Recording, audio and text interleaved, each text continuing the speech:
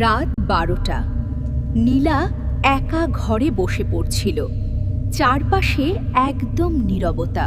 হঠাৎ সে খেয়াল করল দেয়ালের আয়নাটা যেন হালকা কাঁপছে। সে ভাবল হাওয়া লাগছে। ও, কিন্তু জানালা তো বন্ধ।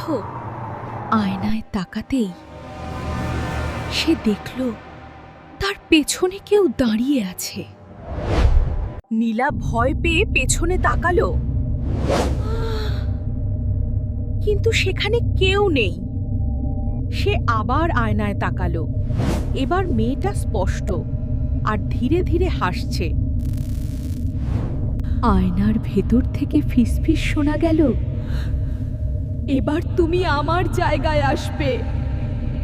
পরদিন সকালে ঘরটা ফাঁকা, কিন্তু আয়নার ভেতর নীলা এখনো দাঁড়িয়ে ছিল।